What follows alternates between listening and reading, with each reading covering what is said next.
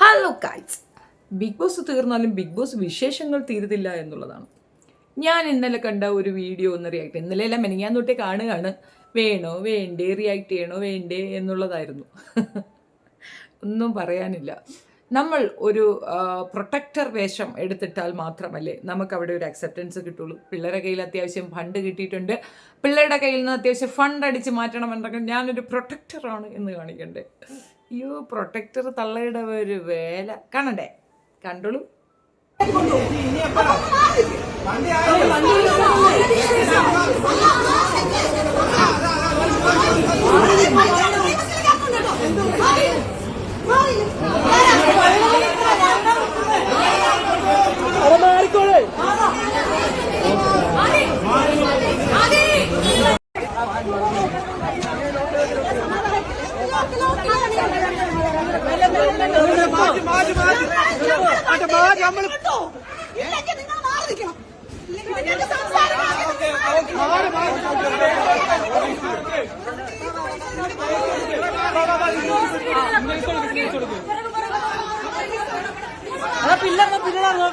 ഇതെന്താ കാര്യമെന്ന് മനസ്സിലായോ? കഴിഞ്ഞ തവണ ഇത് പുള്ളിക്കാരത്തി നോമിനേറ്റ് ചെയ്യാൻ പറ്റുമോ, അതായത് അതിനകത്ത് പാർട്ടിസിപ്പേറ്റ് ചെയ്യുന്ന ആൾക്കാർക്ക് ഒരാളെ സജസ്റ്റ് ചെയ്യാൻ പറ്റുമെന്നാണ് ഞാൻ അറിഞ്ഞത്. അവരുടെ നിയമം എന്താണെന്ന് എനിക്കറിയില്ല. പക്ഷെ ഇങ്ങനൊരു സജഷൻ അവിടെ ആക്സെപ്റ്റ് ചെയ്യുന്നതായിട്ടാണ് കേട്ടപ്പോൾ. അനുമോൾക്ക് ഒരാളെ സജസ്റ്റ് ചെയ്യാം, അതുപോലെ ഒരു സജഷൻ ഉണ്ടാവും. ആ സജഷനിൽ വന്നതാണ് ഈ പിള്ളേരെന്നാണ് അറിവ്. അവരെ പ്രൊമോട്ട് ചെയ്യാൻ വേണ്ടിയിട്ടാണല്ലോ എല്ലാ സീസണിലും ഇതിൽ ഒരെണ്ണത്തിനെ കുത്തിക്കയറ്റുന്നത്. നല്ല കാര്യം തന്നെയാണ്, ശരിയാണ്. സമൂഹം ആക്സെപ്റ്റ് ചെയ്യേണ്ട ആൾക്കാർ തന്നെയാണ്. അവർ ആക്സെപ്റ്റൻസ് കുറവാണല്ലോ, നല്ല രീതിയിൽ ആക്സെപ്റ്റ് ചെയ്യണം. പ്രത്യേകിച്ച് പാലാരിവട്ടം പാലത്തിൻ്റെ താഴെ തന്നെ ആക്സെപ്റ്റൻസ് കൂടുതലുണ്ടാകണം. ഏതായാലും ഈ പെൺകുട്ടികളെ ഇങ്ങനെ പ്രൊട്ടക്റ്റ് ചെയ്യുന്നു എന്ന് കാണിക്കാൻ വേണ്ടിയിട്ടാണ്. എൻ്റെ ഒരു അഭിപ്രായത്തിൽ ആദിലയ്ക്കോ നൂറയ്ക്കോ ഒരു പ്രൊട്ടക്റ്റഡ് ആവശ്യമുണ്ടെന്ന് എനിക്ക് തോന്നുന്നില്ല. അവിടെ ആരും ഒരു രീതിയിൽ ശല്യം ചെയ്യാൻ പോകുന്നില്ല. ഇപ്പോൾ കൊട്ടിപ്പാട്ടും എന്താ പറയണേ, ഈ പൈസ വാങ്ങിക്കാൻ വേണ്ടിയിട്ട് മർമ്മത്ത് കയറി പിടിക്കുക, അങ്ങനത്തെ പരിപാടിക്കൊന്നും ഈ പിള്ളേർ പോകത്തില്ല. നല്ല എഡ്യൂക്കേറ്റഡ് ആണ് രണ്ടുപേരും, ജോലിയുണ്ട്. ജോലി കിട്ടിയ ശേഷം തന്നെയാണ് അവർ പല തീരുമാനങ്ങളും എടുത്തിട്ടുള്ളത്. അപ്പോൾ ഏകദേശം സെറ്റിൽഡ് ആണ് കുട്ടികൾ. അവർക്ക് ഇനി ഇവരുടെ ഒരു പ്രൊട്ടക്ഷൻ്റെ ആവശ്യമില്ല. പിന്നെ ബിഗ് ബോസിൽ അവർക്ക് നെഗറ്റീവ്സ് ഉണ്ടോയെന്ന് വെച്ചാൽ, ഇതൊരു ഗെയിം ഷോ അല്ലേ, അതിനകത്ത് ഉണ്ടായ ഒരു നെഗറ്റീവ്സ് അവർക്കുണ്ട്, തീർച്ചയായിട്ടും ഉണ്ട്. പിന്നെ അതിൽ ന്യൂറ സേഫാണ്, അതുകൊണ്ടാണ് ന്യൂറയ്ക്ക് കൂടുതൽ അക്സെപ്റ്റൻസും അതിലേക്ക് മാറി നിൽക്കേണ്ടിയും വരുന്നത്. അതിലാണ് ഏറ്റവും കുടിലത അതിനകത്ത് കാണിച്ചിട്ടുണ്ടായിരുന്നത്. അപ്പം അതിലേക്ക് അതിൻ്റെതായ ഒരു അവളുടെ നേച്ചർ അതാണ്. ആ നേച്ചറിനെ ബേസ് ചെയ്തിട്ടല്ലേ അവൾക്ക് അവിടെ പ്രവർത്തിക്കാൻ പറ്റുമോ? സ്വഭാവം അങ്ങനെയാണ്, അതിനൊന്നും ചെയ്യാനൊക്കത്തില്ല. മാറി വരണമെന്ന് അവൾ ചിന്തിക്കണം. വേറൊരാൾക്ക് അവളെ ബ്രെയിൻ വാഷ് ചെയ്യാൻ പറ്റത്തില്ല. അവൾക്ക് ആകെ ഉള്ള ഒരു കൺസേൺ എന്തെന്ന് പറഞ്ഞാൽ അവൾക്ക് കിട്ടേണ്ടത് എല്ലാം അവൾ നേടിയെടുക്കും, അതിൽ സ്ട്രെങ്തൻ ആയിരിക്കും. പക്ഷെ എനിക്ക് ഇന്നലെ ഇവരുടെ ഇതിനകത്ത് ആദിലയുടെ ആറ്റിറ്റ്യൂഡ് ഭയങ്കരമായിട്ട് ഇഷ്ടപ്പെട്ടു. എന്തെന്നറിയാമോ?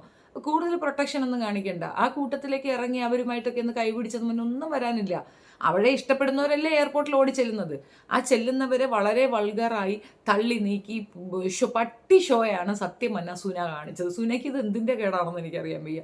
സുന, നിനക്ക് തരാനുള്ളത് അവർ തരും, നീ വാങ്ങിക്കോ. ഇതുപോലെ നടന്ന് ചീത്തയാക്കിയ ഒരു പെൺകുട്ടിയുണ്ട് അപ്പുറത്ത്. ഈ രീതിയിലൊന്നും ഇവരുടെ, അതായത് ഇപ്പോൾ ജാസ്മിൻ ജാഫർ നേരിട്ട ഒരു പ്രശ്നവും ഈ രണ്ട് പെൺപിള്ളേരും നേരിട്ടിട്ടില്ല. അതൊരു വാസ്തവമാണ്. ജാസ്മിൻ ജാഫറിൻ്റെ ഒരു വിഷയത്തിലെന്ന് പറഞ്ഞാൽ ഒരു പകുതി വരെ അവളൊന്ന് കൈവിട്ട് പോകുന്ന ഒരു അവസരം ഉണ്ടായിരുന്നെങ്കിൽ ഇപ്പം അക്ബറിന് കിട്ടിയതുപോലൊരു ചാൻസ് ജാസ്മിൻ ജാഫറിന് അപ്പന് കിട്ടിയിട്ടുണ്ടായിരുന്നു. അതേ ചാൻസ് അവൾ ശരിക്കും ഉപയോഗിക്കണമായിരുന്നു. ആര്?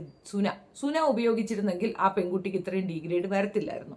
അറ്റ്ലീസ്റ്റ് അവിടെ പോകുന്ന എല്ലാ പാർട്ടിസിപ്പൻറ്റും, ഇപ്പോൾ അതിനകത്ത് ഗസ്റ്റായിട്ട് പോകുന്നവർ അങ്ങനെ തുടങ്ങി എല്ലാവരും ഉണ്ട്. അവരുടെ അടുത്തൊക്കെ കാര്യം പറഞ്ഞ് മനസ്സിലാക്കി കൊടുക്കും. ഹിൻ്റെങ്കിലും ആ പെണ്ണിന് കൊടുത്തിരുന്നെങ്കിൽ ഒരു പക്ഷേ അത് റിക്കവർ ആവുമായിരുന്നു. എനിവേ, അവൾക്ക് കിട്ടേണ്ട ഒരു സംരക്ഷണ വലയം തീർത്തുകൊണ്ട് അവരെ പ്രൊട്ടക്റ്റ് ചെയ്തതുപോലെ ഇവളെ പ്രൊട്ടക്റ്റ് ചെയ്യാനായിട്ട് നിന്നാണ്. ഉണ്ടേണം അമ്മാതിരിയൊന്നുമില്ല. ജാസ്മിൻ ജാഫറിന് പ്രശ്നം ഉണ്ടായിരുന്നു. പുറത്തിറങ്ങുമ്പോൾ നല്ല രീതിയിൽ ആളുകൾ ശരിക്ക് ചോദ്യങ്ങൾ ചോദിക്കാനും വീണ്ടും വിഷമിപ്പിക്കാനും ഒക്കെ ചാൻസസ് ആർ ദെയർ. ഒരുപാട് പ്രോബ്ലംസ് ജാസ്മിൻ ഫേസ് ചെയ്യേണ്ടി വന്നിട്ടുണ്ടെന്നുള്ളത് വാസ്തവമാണ്. പക്ഷേ ഈ പെൺകുട്ടികൾക്ക് അങ്ങനെ യാതൊരു പ്രശ്നവും ഉണ്ടായിരുന്നില്ല, ഒരു പ്രോബ്ലം ഉണ്ടായിരുന്നില്ല എന്നുള്ളത് വാസ്തവമാണ്. അവരെ എല്ലാവരും അക്സെപ്റ്റ് ചെയ്താണ്. നൂറ് ആ ഫൈനലിൽ വന്നിട്ട് ആ കരച്ചിൽ നാടകവും അവൾ പോയപ്പോൾ ഉള്ള ആ വീഴ്ചയും പിന്നെ അതിൻ്റെ കൂടെ അനുമോളെ പിറകിൽ നിന്ന് കുത്തിയതുമാണ് നൂറൊക്കെ ആ പ്രശ്നം വന്നത്. പിന്നെ അവൾ കയ്യിലെടുത്തോണ്ട് പോയത് ശരിക്കും പറഞ്ഞാൽ എനിക്ക് തോന്നുന്നത് അത് മേക്കപ്പ് അല്ലെന്ന് തോന്നുന്നു, മേക്കപ്പ് സെറ്റ് അല്ലെന്ന് തോന്നുന്നു. ശരിക്കും സത്യത്തിൽ ടിഷ്യൂ പേപ്പർ ആയിരിക്കാനാണ് ചാൻസ്. ഒന്നുകിൽ ആ സമയത്ത് അല്ലെങ്കിൽ മറ്റൊരു സമയത്ത് അവൾ എടുത്തുകൊണ്ട് പോയിട്ടുണ്ടാവും. എന്ത് തന്നെ ആയിരുന്നാലും ആ ഒരൊറ്റ വിഷയത്തിലാണ് അനുമോൾക്ക് നൂറയ്ക്ക് ഈ നെഗറ്റീവ് വന്നത്. അല്ലെങ്കിൽ നൂറ നല്ല രീതിയിൽ നിൽക്കേണ്ട ഒരു കുട്ടി തന്നെയായിരുന്നു, അതായത് ടോപ്പിലേക്ക് പോകേണ്ട ഒരു പെൺകുട്ടി തന്നെയായിരുന്നെന്നാണ് ഉറപ്പ്. പിന്നെ ദിയാസുന ആണ് പ്രൊട്ടക്ടർ എന്ന് കേൾക്കുമ്പോൾ എന്തെങ്കിലും പ്രത്യേകിച്ച് പ്രിവിലേജ് അവൾക്ക് കിട്ടുമോ ഇല്ലയെന്നൊന്നും എനിക്കറിയത്തില്ല. സത്യത്തിൽ അവരുടെ അപമാനമാണ് ഇത്. ഈ നോർമലൈസേഷൻ എന്ന് പറയുമ്പോൾ കാറ്റഗറിയായി നോർമലൈസ് ചെയ്യാൻ നിൽക്കരുത് കുട്ടികളെ. നിങ്ങൾ അങ്ങനെ ഒരു ആഗ്രഹമുള്ളവരാണ്, അത് നമുക്ക് മനസ്സിലാക്കും. ആ മനസ്സിലാക്കലുകളിൽ കൂടെ മുൻപോട്ട് പോവുക എന്നുള്ളതാണ്. അല്ലാതെ ഞങ്ങൾ ലെസ്ബിയൻസ് ആണ് എന്ന ഒരു കാറ്റഗറി ആണെങ്കിൽ ഇച്ചിരി പാടായിരിക്കുമെന്നേ ഉള്ളൂ. നോർമലൈസ് ചെയ്യുക എന്നുള്ളത്, അതായത് നിങ്ങൾക്കൊരു അക്സെപ്റ്റൻസ് പൊതുസമൂഹത്തിൽ വേണമെന്നുണ്ടെങ്കിൽ വേറെ എന്തെല്ലാം കാര്യങ്ങളുണ്ട്. ഈ ഒരു വിഷയത്തിൽ തന്നെ നോർമലൈസേഷൻ വേണമോ? അതും ആ പെങ്കൊച്ച് പറയുന്നുണ്ട് പല കാര്യങ്ങളും. അവളുടെ അടുത്ത് ചോദിക്കുമ്പോഴോട് പറയണം തനിച്ച് നിൽക്കുന്നതിന് സ്ട്രെങ്ത് എന്ന്. നൂറയ്ക്ക് അത് മനസ്സിലാക്കി കൊടുക്കാൻ ഈ ഒരു ഷോ ഉപകരിക്കും എന്നുള്ളതാണ്. ആതിരയുടെ കൂടെ നിന്നാൽ കൂടുതൽ ചെയ്യും. നമ്മൾ ഈ ചീഞ്ഞ തക്കാളിയുടെ കൂടെ നമ്മളും കിടന്നാൽ നമ്മളും ചെയ്യുമെന്ന് കേട്ടിട്ടില്ലേ? അത്രയേ ഉള്ളൂ. മനസ്സിലാക്കേണ്ടത് ആ പെണ്ണാണ്, നമുക്ക് അതിനകത്തൊരു ഭാഗവും ഇല്ല. ഏതായാലും ഇവളുടെ ഈ പട്ടി ഷോ ഞാൻ നിങ്ങളുടെ മുന്നിൽ കൊണ്ടുവന്ന് തരണമെന്ന് വിചാരിച്ചതായിരുന്നു. എങ്ങനെയുണ്ട്, കൊള്ളാം അല്ലേ? പട്ടി ഷോ എന്നല്ലാതെ പട്ടി ഷോ. ആ പെൺകുട്ടികളെ ഞാൻ പ്രൊട്ടക്റ്റ് ചെയ്തു, ഞാനാണ് അവരെ പ്രൊട്ടക്റ്റ് ചെയ്യുന്നത്, ഞാനാണ് അവരുടെ പ്രൊട്ടക്റ്റർ എന്ന് കാണിക്കാനല്ലേ? എടി നാണുണ്ടെടി, ഒരൽപ്പ ഉളുപ്പ്. ഇവളാണ് ഏറ്റവും വലിയ കിരാത സാധനം, മനസ്സിലായ?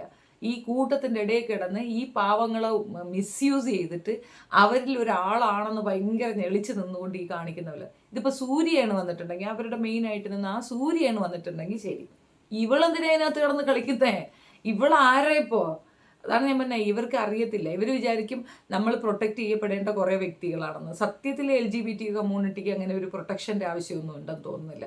യെസ്, ഓഫ് കോഴ്സ് അവർക്കൊരു സംഘടനയുള്ളതൊക്കെ നല്ലത് തന്നെയാണ്, അതൊന്നും തർക്കമില്ല. പക്ഷെ ഇങ്ങനെ ഒരു ചെയിനൊക്കെ പിടിച്ച് ഇങ്ങനെ ഒരു ഗുണ്ടി വന്ന് നിങ്ങളെ പ്രൊട്ടക്റ്റ് ചെയ്യേണ്ട അവസ്ഥ ഉണ്ടോ? എനിക്കറിയത്തില്ല കേട്ടോ. എന്തായാലും അത് കഷ്ടം വന്ന ഫീലിംഗ് പുച്ഛം, ഇറ്റ്സ് എ കൈൻഡ് ഓഫ് ഒരുലോട് പുച്ഛം, അത്രയേ ഉള്ളൂ. നിങ്ങളുടെ അഭിപ്രായം കമൻറ്റിൽ രേഖപ്പെടുത്തുക. വീഡിയോ ഇഷ്ടപ്പെട്ടാൽ ലൈക്ക്, ഷെയർ ആൻഡ് സബ്സ്ക്രൈബ്. പിന്നെ സുന, എന്നെ തെറി വിളിക്കാൻ വേണ്ടി ഫോൺ വിളിക്കരുത്. എനിക്ക് നിന്നോളം തെറിയൊന്നും അറിയത്തില്ല കേട്ടോ. പക്ഷെ എന്നാലും എന്നെ കൊണ്ടാകുന്നത് ഞാനങ്ങ് തരും. ഇവളെ സ്വഭാവം അതാണ് കേട്ടോ. ഒന്നിനു മുമ്പേ ഫോൺ വിളിച്ച് പച്ചത്തെറി വിളിക്കും. നീ വാ നീ കേട്ടോ, തരാൻ നിനക്ക്.